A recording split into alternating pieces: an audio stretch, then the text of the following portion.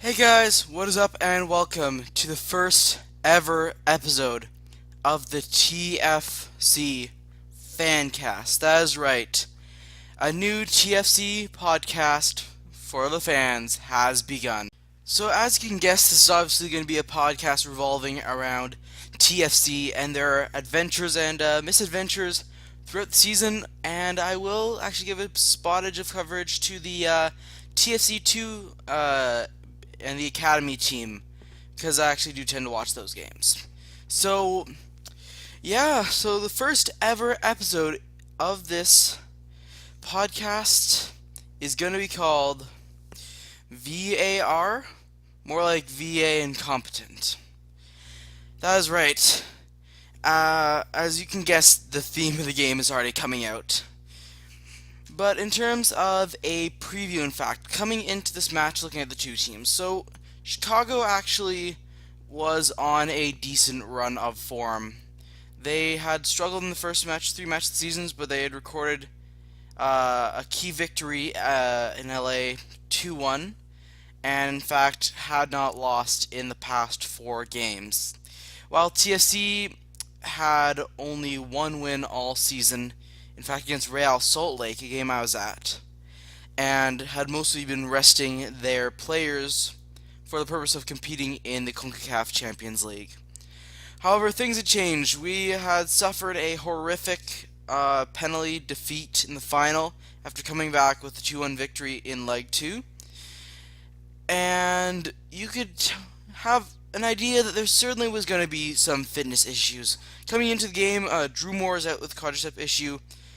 Josie Altidore, I believe, was also out with a quadricep issue. However, there was actually no press releases or anything like that, but watching the game, that's what I discerned. And then to top it off, Chris Mavinga, someone who was ludicrously good in the quarterfinal match versus Tigres, but unfortunately he was dealing with injury issues which currently have not been resolved. So in the end, TFC set up in a bit of an unusual formation for them, a 4-1-4-1. So you had Bono in goal, Auro, Vanderveel, Bradley, and Morgan as the back four. And Michael Bradley did very well in the, obviously the second leg, Chivas Guadalajara in the final. And I was at the match. I was very pleased to see him starting there. And Morgan and Auro, I have to say, totally agree with the selection. They've been brilliant fullbacks. Marky Delgado was a little iffy on him. I obviously would have preferred Bradley to start in the DM position, but you understand, of course, with the center back issues that we've been dealing with. And then it was a midfield four of Hassler, Akethe, I think it is, Vasquez, and Azorio there. And then Sebastian Giovinco up top. So it was countered with at the start, an ultra-defensive Chicago Fire, so they had Nikolic and Collier top, and the main note is Bastian Schweinsteiger in the heart of their defense. And so things actually got off to a very good start as we take a look at the goals for the match.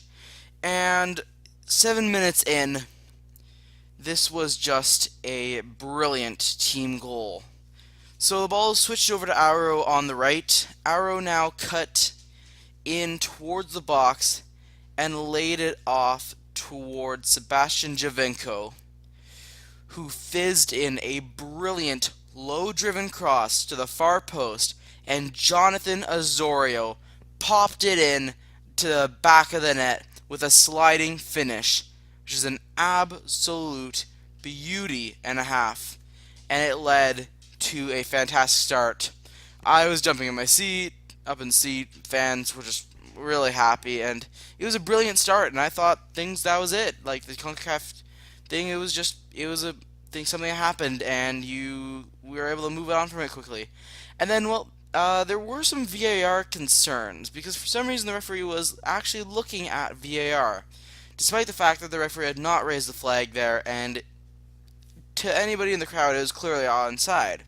However, this was a foreshadowing of what was to come, because in fact 3 minutes later things got even better, it seemed, for TFC, as yet again, it was Arrow just doing damage, cutting in yet again towards the middle, and leaving so much space for an overlapping midfield player. And that time it was Nicholas Hasler who received the ball and with a brilliant sort of chipped cross went to Giovinco, who just tapped it into the empty net. It was 2-0 Toronto. The celebrations were on. We got back to the starting zone. We were ready to demolish them. And then the referee looks to the freaking VAR again. And what do you know? Guess what? The referee calls it off for offside. Just a reminder, they've used VAR twice in 3 minutes. Just to show you how incompetent the refs are. And then, yet again, it's one of those positions where offsides are supposed to be generally judged on the rule that the attacker is supposed to be given benefit of the doubt. They're both literally almost on the line at most by a centimeter. And yet again, because it's TFC, we don't be given the benefit of the doubt. And it is actually, of course, like I mentioned before, it's judged offside now. Now, talking about another goal, because Victor Vasquez scored one of the goals of TFC's season. Michael Bradley now off corner, in fact, it was whipped in by Giovinco, and Michael Bradley decides to hit a half volley. Probably the worst I've ever seen at a TFC game, but you see, here's the thing, is it floats rather nicely to Vasquez. It takes a brilliant touch off his chest, and now he chips. Now, from my perspective, I'm thinking, oh, he's just going to chip this to the far post. We might get a goal here. No, he lobs the keeper with an audacious chip. Absolutely redonkulous there.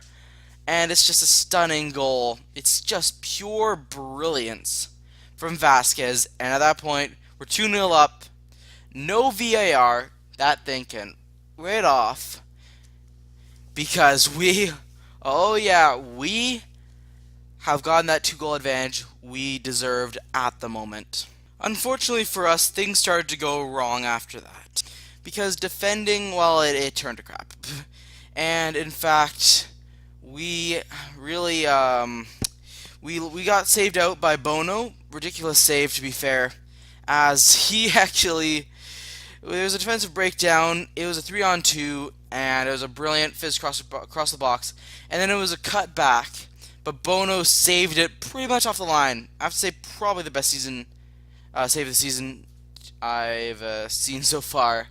It was just absolutely ludicrous. However, you see, VAR reared its ugly head. It's just kind of like, you know, just that annoying person. You know, that annoying person that just gives you crap and you just want them to leave you alone, but they don't. Well, VAR and that stupid referee is pretty much like that kind of person, because in the 38th minute, a penalty was awarded. And in fact, you see, here's the thing, it wasn't called, in fact. And the incident happened in the 36th minute now. So, what happened was there's a goalmouth scramble, and I believe Morgan went and kicked out. He got the ball first. And then he touches the Chicago Fire striker, and he flops like a fish. And at the moment you're thinking, okay, they dived. Nicholas, he tried to con the referee, but he didn't. Let's go on. And then a minute later, play stops, and then you go and you see the referee now making the weird VAR signal. And you're like, what the hell? You're like, firstly, is this offside? Is this wrong? Are they giving him a free kick for some reason? And then you see him going to the box, and then 30 seconds later, what do you know? It's VAR at it again, because it's a penalty to Chicago. I used to like VAR, and now I've realized how dumb it is, because all it does is allow incompetent refs to be incompetent. As well, it basically screwed us, and I was enraged at this point, because even if we're 2-0 up, it's getting ridiculous here. But you see now, karma's a wonderful thing, because a penalty that they didn't deserve, they didn't score. As Bastian Schweinsteiger stood to take it, it was saved brilliantly by Alex Bono. He said Bono to that, and TFC, well, we thought we were fine. And yeah, so now, unfortunately, we're going to have to shift to the Chicago Fire goals, because they, in fact, were the only 2 goal scorers of the half. So there was one, in fact, around the 68th minute. And now this was off a Chicago Fire corner. It was whipped in, and it was a flick on header from K. Ellis, who flicked it on to Schweinsteiger, and he headed it in. However, there's one kind of thing. He was offside. He was offside. And you're thinking, oh yeah, VAR's got to be used, right? All you've been talking about is VAR the whole entire time because it's been used like 7,000 times at this point, right? Well, nope. Anything that could actually benefit TFC, well, the referee, you can't be having that. No. You gotta have an American team win the game. Come on. That totally makes sense.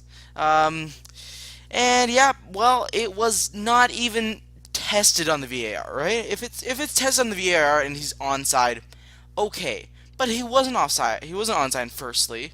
And then secondly, they didn't even try the VAR, which was a joke and a half. And then just the sadness occurs as in the 93rd minute, after missing about 10,000 chances, we concede a crossing opportunity, and it's just chaos in the box. Pathetic defending, really. And from a Bastian Schweinsteiger cross, the former TFC player, Alex Gordon, scores in the 93rd minute. And devastation is not a good enough word to put it politely, man. It was pain. Absolute pain there, as we just conceded a shock play there. I don't know what to say. It was just dreadful, and to be fair, we probably should have conceded 2 goals in this game, but we should have had more than 2 because our finishing was crap. And it was just enraging, but that was really it for the goals, and it was really a disappointment there. But now I'd like to talk about the game more in general, in fact, and obviously the couple things I noticed throughout the game. So, firstly, in fact, was the use of Bastian Schweinsteiger for Chicago Fire, which I found quite questionable at the beginning because he got shredded for Giovinco's assist. Then he got shredded by Hassler for the goal that should have counted for Giovinco, unless the referee. Yeah, let's talk about that. The better, he got shredded 2 times, and you noticed, in fact, that after that, the Chicago Fire actually switched into a 4-4-2 formation, which actually allowed them to compete with our midfield much better throughout the game. In fact, I noted later through the game, maybe after around the 60th minute or so forth, Schweinsteiger was actually playing like more of an attacking midfielder, and McCarty was kind of playing as more of a DM of sorts. It was like a 4-4-2 diamond. So it was actually, while it does tick me off that we obviously conceded, it was actually clever tactical use, in fact, really still showing the versatility of Bastian Schweinsteiger as a player.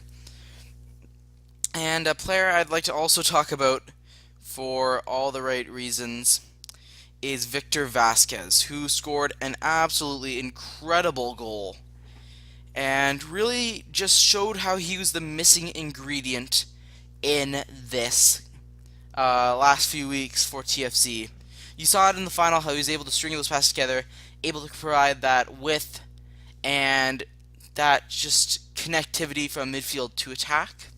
And he played fantastic all game. I have to give him so much credit. Him and Akethe were actually brilliant. I was very impressed by Akethe also, but Vasquez was probably my favorite midfielder all game. Now, highlighting the fullbacks, I would say Ashton Morgan was bang average at best. To be honest with you, really just average. Wasn't getting up very much. Wasn't able to win one-on-one battles, and it was kind of disappointing, to be honest. But the overall disappointingness per se of the team is kind of precluded by something else that I personally think. And then Auro and Van der Wiel on the right side were probably the most impressive for me, as Van der Wiel, neither one of them was involved in the 2 goals we even conceded, as they were not marking those 2 players, and really just Vanderbilt, incredible defending, and Arrow was very good and fantastic composure, and allowed us to play a pretty decent possession style of play in the first, before obviously the tactical change from Chicago Fire. And one player I'd like to mention, who's a bit of a disappointment, that was Giovinco. I mean, I'm not surprised, in fairness, because him and Altidore is kind of, that connection is what makes both of them click. And Giovinco just wasn't very good this game. He couldn't get onto the ball. And we kept on pumping up long balls to him, which was just moronic for me. And I don't really blame him for that performance. It wasn't up to his standards, but at the same time, it wasn't terrible. To me, it was a. So now, obviously, one of the things I feel like is probably not going to be talked about enough is, in fact, a tactical switch which actually occurred throughout the game. And I may have highlighted this earlier, but I feel like it's really necessary to talk about. As obviously, as I mentioned before, it was a 5-3-2 to start off. However, Chicago made a switch to a 4-4-2, which allowed Schweinsteiger to be like a roving midfielder between defense and attack.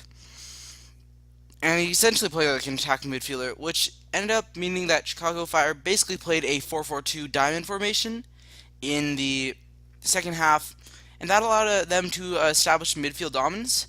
And because of the fact that it was a diamond formation, they are able to create triangles all over the pitch, which allowed for easy passing options for incisive passing plays there.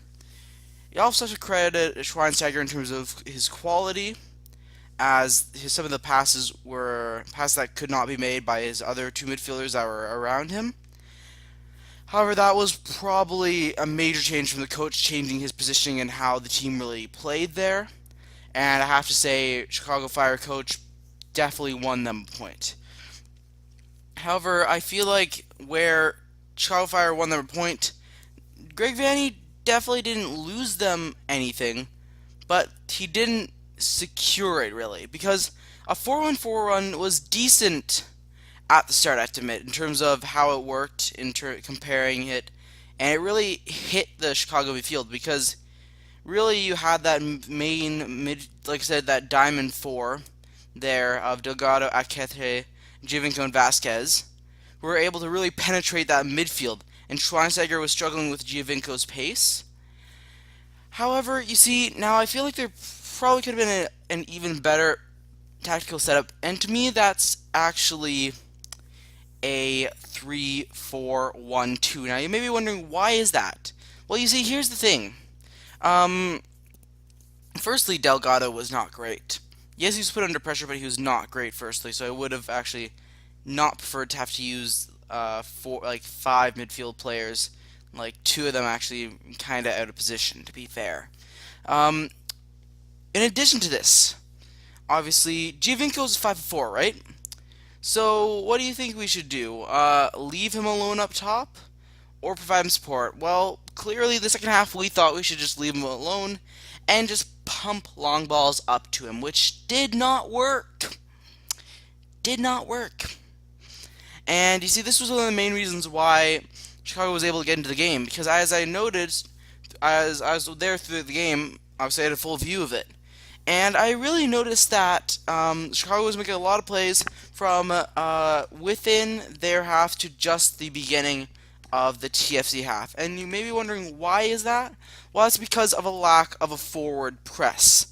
And Giovinco was not paired up with Altidore because obviously Altidore was injured.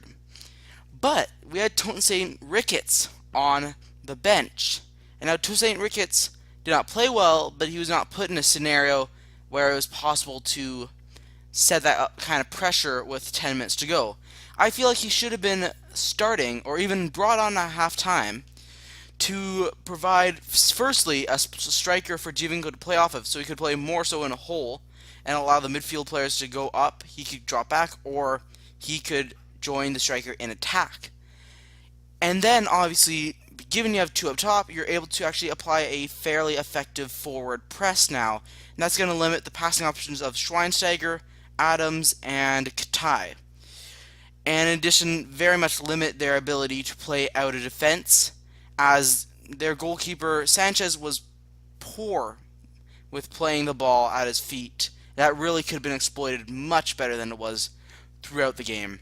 So now I'd like to actually shift things over to a match preview, and the next game is actually against the Philadelphia Union on May the 4th.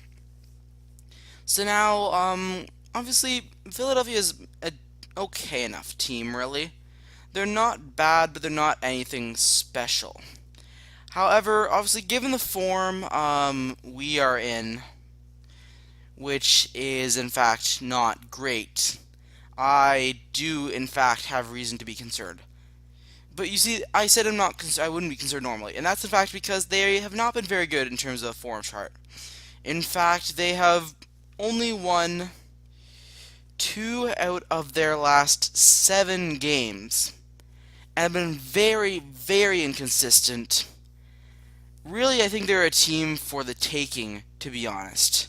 And I think, really, obviously, we've had rough form, but we're going to have a week off. And I think you give it a week off, hopefully one of Drew Moore or Altidore can come back, because we desperately need them. And then, that's going to give us the rest we need. I think we can still push on. It's a point. Yes, we're still 5 points off of the playoff spots with 3 teams ahead of us. However, 3 of them, I believe, 3 out of the 4, we at least have 1 game in hand, so we have a solid enough chance there. So obviously, to me, it's an absolute must-win game. And yeah, so in terms of that, obviously, I will leave a score prediction to the future. I think TFC has what it takes to win. Philadelphia, to me, are a little too inconsistent, just not really that great. And in fact, they are one of the teams where we desperately need a win against them, in fact, because they're 8th in the conference now. So if we can get a win against them, we actually will get to be only 1 point behind them. And you see, part of the reason why the Chicago defeat was so devastating, in fact, because they got 1 point now, we would have been 1 point behind them instead of 4. So that's a poor result. But yet again, obviously, with the team, with TFC, you're bound to make mistakes. Sometimes it's not going to go perfect. And in all reality, obviously this wasn't a great draw, but at the same time, it wasn't like we got robbed. Because the way we played in the second half, we would probably have lost that if it weren't for Bono. So, yeah, it's not a great result, but that was okay. But obviously, yeah, really in summary, for this episode overall, I'd say it's disappointing defeat to, obviously it feels like defeat, but actually disappointing draw to Chicago, really, in a position where we should have actually easily got a win there. But also, to a certain degree, I would say to VAR, I would say VA hell no, because that is going to be misused by refs so much. And while I liked in the future, I've seen how it can go wrong and how it can be used as an excuse to, well, in my opinion, further a referee bias. I'm going to be honest there, because those 2 calls were questionable at best there. And then top it off, obviously that Schweinsteiger goal was not even considered for VAR, which indicates to me issues in if it should be automatically triggered or not, because I don't personally trust the referee to do that. And yeah, really, in terms of the tactics, to me, I would say that TFC got it wrong tactically. While it was first good, say 10, 15, even 20 minutes, I would say, first good 20 minutes. For the next 70 minutes, we got tactically outclassed, really. I feel like we should have gone to a 3-back and a 2-up-top formation. However, Chicago Fire was the one who made the difference, switching from a 5-back formation to a 4-4-2, with Schweinsteiger being like the roving attacking midfielder. And that, to me, was really the difference. And obviously, as I mentioned before, Philadelphia is upcoming, and as I've explained, we have many reasons to be completely confident against them, as we should be able to beat a team like this. And if we can't beat a team like this, there's real doubt to me, in my mind, if we even are able to make the playoffs. So, Yeah, we gotta get our crap together, really. That is the key thing. We gotta get our crap together in so many ways. But it is a retrieval position, and all I'd have to say, really, to end it off is thanks for watching. Hope you guys enjoyed this episode of TFC Fancast. And I will see you guys later. Up the Reds!